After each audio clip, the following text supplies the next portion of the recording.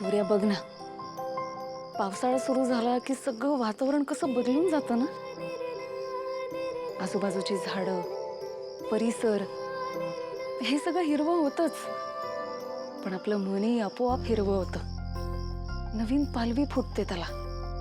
असं वाटतं ना, पाऊस आपल्याला सांगतोय नव्याने सुरुवात कर. पावसाळ्यात कशी घरं आपल्या अंगावरची धूळ झटकून अगदी घासून पुसून स्वच्छ होतात, तशीच तू तुझ्या मनावरची सगळी झळमट झटकून दे आणि मन स्वच्छ कर. भिजून घे माझ्यात. नव्याने रोज नव्याने उगवून ये. हा, पण तुझ्या आतली हिरवळ तशीच कायम ठेव. स्वतःवर विश्वास ठेव. तूच तुझा पाऊस हो, तुला हवं तेव्हा भिजण्यासाठी.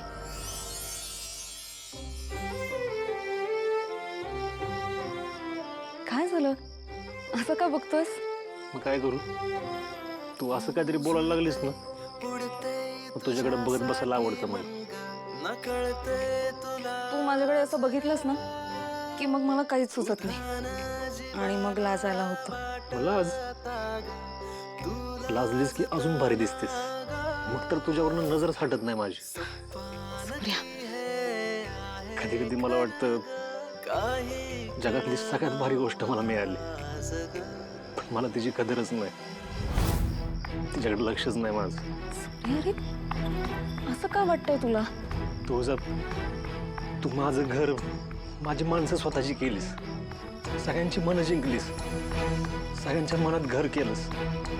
वडिलांपासून बहिणीपर्यंत सगळ्यांना समजून घेतलंस. पण मी तुझं साधं स्वप्न नाही समजू शकलो. अगं, तू एवढी हुशार आणि शिकलेली डॉक्टर आहेस. लग्न होऊन एवढे दिवस झाले तरी पण तू अजूनपर्यंत तुझ्या कामाचा विचार नाही केलास. माझ्यामुळे तुझं स्वप्न बाजूला पडलं. तुझं हे तुझं तूच ठरवलंस. काही बोलू नकोस ना सूर्या.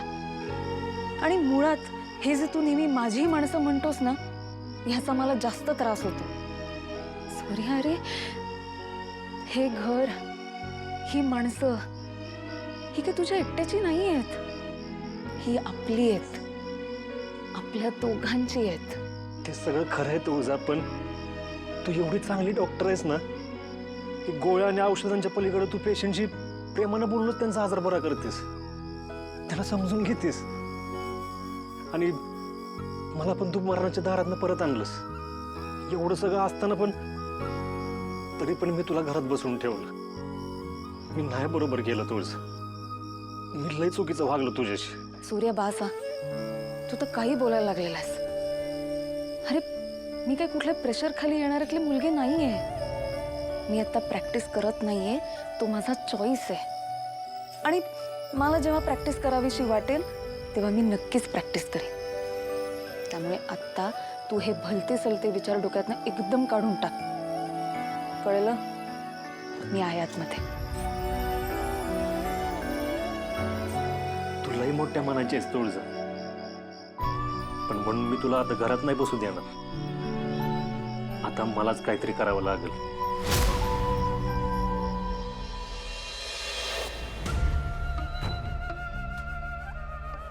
थांबा.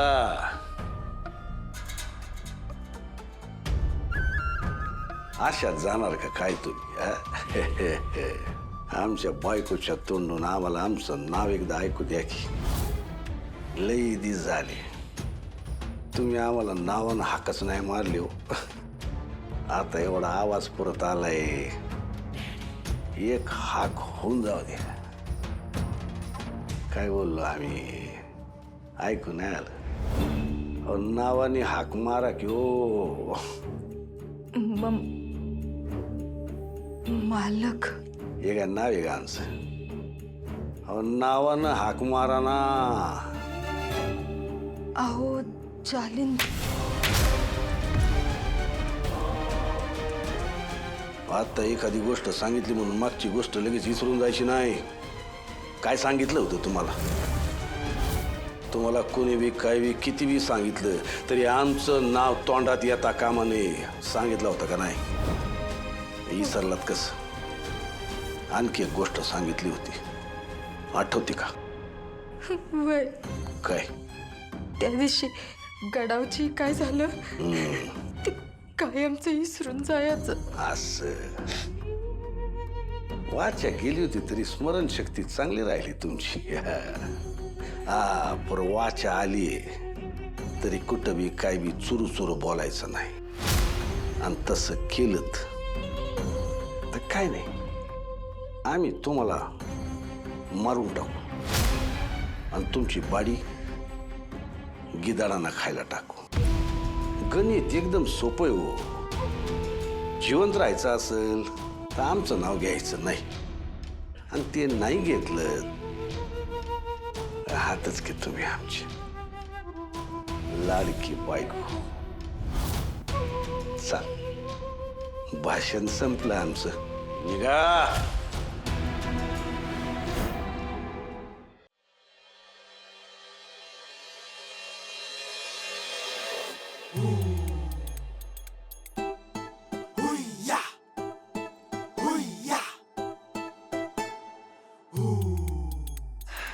असं कसं चालेल? समोरनं कोणी हल्ला केला तर मी तर त्याला लात मारूच शकणार नाही. पण नाही, मी हार नाही मानणार. दादा म्हणतो, धनू तू ताकदीनं लय भारी आहेस, फक्त ना थोडा सराव कमी पडतो.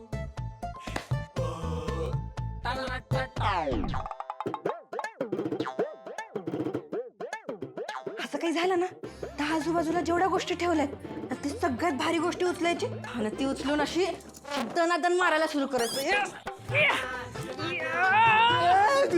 अगं काय तुला काय येड बीट लागले का काय?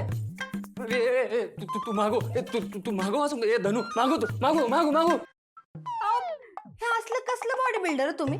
हा, इथे मी माझ्यावर हल्ला झाला तर त्याला कसं परतावून लावायचं ह्याचा सराव करते, आणि तुम्ही एवढं गडी माणूस असून मी मला घाबरलं. हे बाई घाबरलो, तुला घाबरला. एक वेळ 10 गुंडाशी मी 2 हात करेल, पण तुझ्यासारखं डोकं फिरलेल्या मुलीशी लढायचं म्हणजे खायचं काम आहे माहितीये. नाहीच आहे खायचं का, कळलं? तुमचा तेवढा दम असेल ना तर माझ्याशी 2-2 हात करून दाखवा. ए मला चॅलेंज करू का तू? केलं हरशील. असं सगळेच म्हणतात, पण माझं नाव ना धनश्री आहे, धनश्री. मी हरत नसते, कळलं? ठीक, तुला पण दाखवतो, बघूच. ये ये ये ये ये.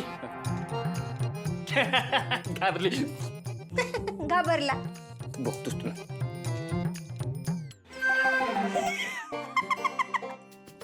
झाला का हिंगा? हा, ये आता तू.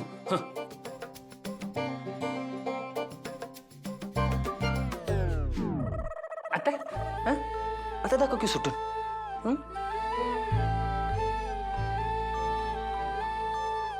कशाला सुटायचं? मला तर अजिबात सुटायचं नाही. तुम्ही तुमचं बघा काय ते. जिम काय हे? तिकडं पाणी आंघोळीला गरम केलंय. आंघोळ करायचं सोडून हे काय भलतं सुचतंय तुला? हा, अगं मम्मी ते आपले हे बया, रातभर काय कामाला जाता का? तेव्हा दिवसाचं हे असलं सुचतंय तुम्हाला?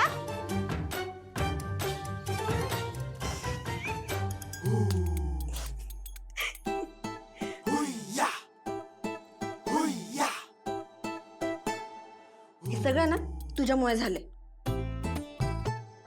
थँक्यू. वा वा वा वा, हो आम्हाला लय आवडतं असं एकत्र नाश्ता करायला. बरं वाटतं का नाही? हा,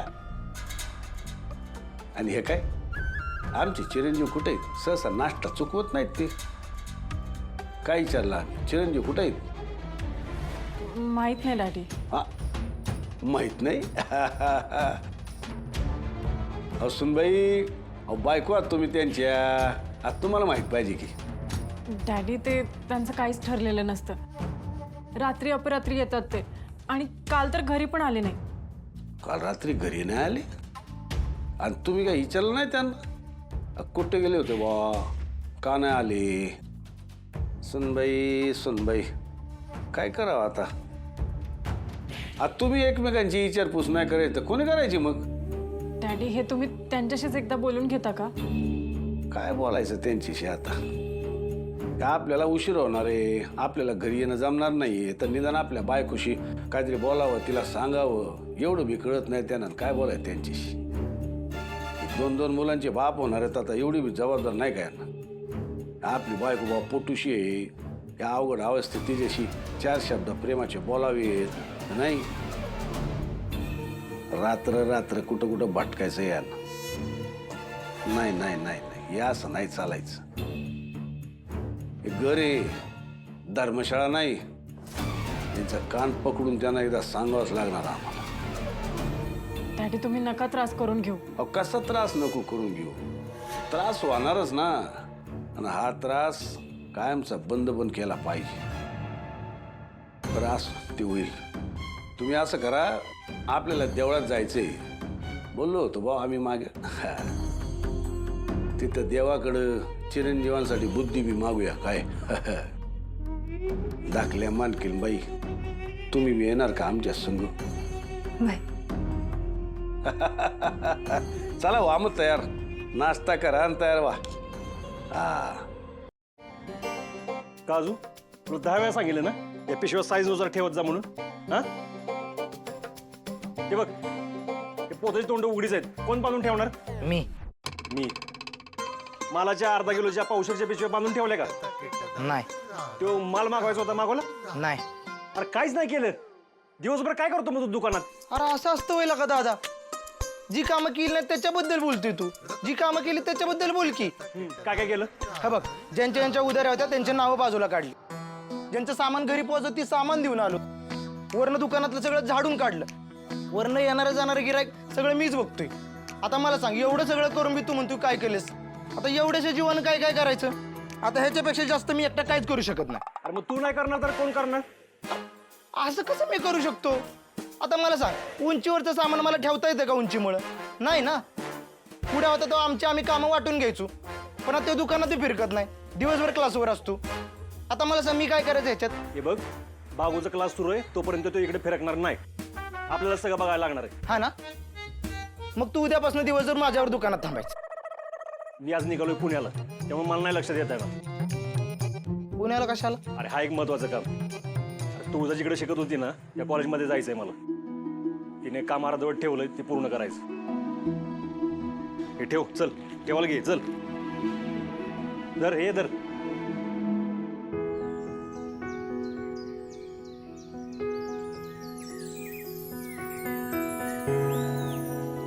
आई, तेजूचा फोन आला होता. ती ना मंदिरात येतेय. हे काय, मी आता तिकडेच निघतेय. तुम्ही पण आला असता तर तुमची आणि तिची भेट झाली असती. मला पण तिची लई काळजी वाटते. मला भेटायचंय तिला. हा, पण नुसतं भेटून चालणार नाही. आता तुमचे भरभरून आशीर्वाद लागतील, आणि ते सुद्धा डबल. म्हणजे आपल्या तेजूला जुळं होणार आहे. आई, काय? खरंच? आम्ही आता काही दिवसांपूर्वीच मी तिला सोनोग्राफीसाठी घेऊन गेले होते, तेव्हाच कळलं आम्हाला. अरे बापरे, जुळं म्हणजे लयच काळजी घ्यायला लागेल ना. बाळांची तब्येत ठीक आहे ना? आणि आपली तेजू स्वतःची काळजी घेते ना ती? बाळ एकदम व्यवस्थित आहेत, आणि त्यांचा मामा मावशा आजी आजोबा आहेत की त्यांची काळजी घ्यायला. आणि सगळ्यांचं प्रेम, तुम्हा मोठ्यांचे आशीर्वाद आहेतच की. त्यामुळे सगळं छानच होणार आहे. आणि हो, तेजू पण तिची काळजी घेतीये. पण तुम्ही तिला भेटला ना की आणखीन हक्काने तिला बजावून सांगा काळजी घ्यायला. आई, तुमची आणि तेजूची भेट व्हावी असं मनापासून वाटतंय मला. प्लीज चला ना. पण मी तिथं आलेलं तेजूला आवडेल का? हो, का नाही आवडणार? नक्कीच आवडेल तिला. आणि मुळात तुम्हाला येऊन बरं वाटेल की नाही? बरं, तुम्ही काय तिचं काही वाईट करणार आहात का? झालं तर मग तुम्ही पण चला. मी पुढे होते, तुम्ही या आवडून. तुळजा थांब, मी जरा आतलं पटकन आवरते आणि तुझ्या संगच येते. चालेल.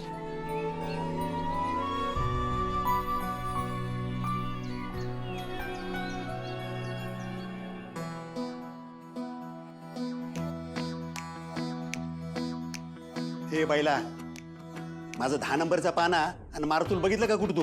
हो नाना, तुमचं सामान कुठे ठेवले मला काय माहित. बघा की इकडेच कुठं तर ठेवलं असाल. अरे स्वतःच्या मनाला लाज तरी जरा. हा काम नाही मी त्यांना शोधायला तरी मदत करत जा ना जरा. आणि ते मोबाईल नावाचं भूत बाजूला ठेव. ना हे घ्या तुमचा मारतूल आणि हा तुमचा 10 नंबरचा पाना घ्या. काल आल्यावर आतल्या टेबलवर ठेवून गेला होता तुम्ही. बघितलं का नाना, स्वतः वस्तू तुम्ही इकडे तिकडे ठेवता आणि शोधता दुसरीकडं, आणि नाही सापडल्या की माझ्यावर फायरिंग करता. ए खाऊन खाऊन बैल झालाय नुसता आणि बापाला शहाणपणे शिकवतो रे तू. तुला ना चांगला ठोकर. ना अहो राहू दे की. तुम्ही कशा लोक चिडचिड करताय, परत तुमचं पित्त खवळ. बरं हे असले मळलेले कपडे घालून कुठं निघालत? ते गणपत पवाराच्या रानात चाललोय. त्याचा जरा विहिरीवरचा पंप दुरुस्त करायचा आहे ना, म्हणून चाललोय. आणि पावसाळा आहे ना, म्हणून पावसाळा संपायच्या दुरुस्त केला पाहिजे असं म्हणत होता तो. ये तुम्ही. ना अहो कारण नसताना हे असं पावसा पाण्याचं स्वतःच्या जीवाचे हाल कशाला करून घेता उगाच तुम्ही? प्रश्न पैशांचाच आहे ना, मग त्यात तू आहेत की ते करतील की 2-4 कामं. यो आणि काम त्याच्या नादाला लागलो ना तर आपलं सगळ्यांचं पोट भरल. चल ये तुम्ही. अहो ना अहो दत्तू ऐका की. अहो तुम्ही नानांचा विचार करा की जरा. ते ह्या वयात एवढी समधी कामं करतात. आता तुम्ही जर हातात 2-4 कामं घेतली तर त्यांना हे सगळं करायलाच लागणार नाही ना. असं ना, त्याला हवं कसली ही कामं करायला. त्याची स्वतःची जिम असती ना तरी आतापर्यंत कमवायला लागलं असतं पोरग माझं. पण नाही, यांना दुसऱ्याचं भलं करायचं होतं. लोकांचं झालं भलं, पण माझ्या पोराचं वाटपुळं झालं ना.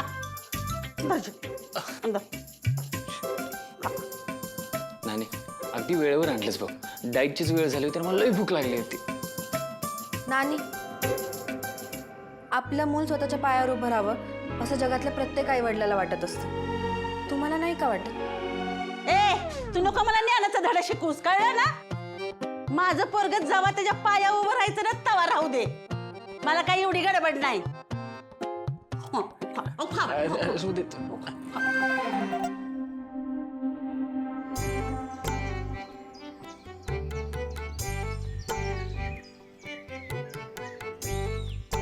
आत्या, हा मी वहिनीला कळवलं होतं, पण ती अजून कशी नाही पोहोचली? मला वाटलं होतं दर्शन पण होईल आणि तिला भेटता पण येईल. अगं आता वाईच इकडं तिकडं होतायच, येईलच बघ. तेजू कशी आहेस बाळा? बरी आहे. मला लई आनंद झाला बघ. तुला जुळी होणार आहेत हे ऐकल्यावर मला राहावलंच नाही. मी लगेच आले तुला भेटायला. आता लई काळजी घ्यायची. हा तेजू भेटलीस का गायला? अशा वेळी ना आईचा आशीर्वाद सोबत असणं फार गरजेचं असतं. म्हणजे सगळ्या बाबतीत मदतही होते आणि मायाचा ओलावा सुद्धा सोबत राहतो. तेजू तुझं नेहमीच कौतुक वाटतं बघ मला. तुझं साधेपणा, तुझं निस्वार्थी वागणं, लहानपणापासून तू अशीच आहेस. आणि आता अजिबात घाबरू नको. तुझी पुण्याई तुझ्या पाठीशी आहे. सगळं व्यवस्थित होईल आणि माझा आशीर्वाद आहे तुझ्या पाठीशी. किती गोड दिसतेस ग तू. वेगळंच तेज आलंय तुझ्या चेहऱ्यावर. मला जेव्हा सूर्य झाला होता ना मी नेहमी आनंदी असायची.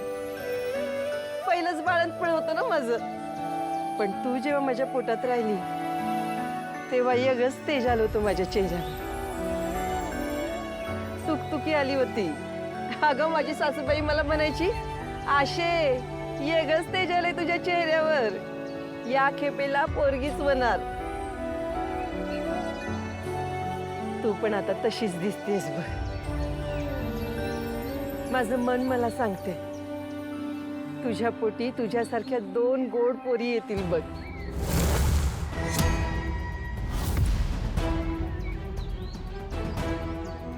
सुनबाई या अशा अवस्थेत जास्त उभं राहणं बरं नाही. दर्शन झाले, चाल.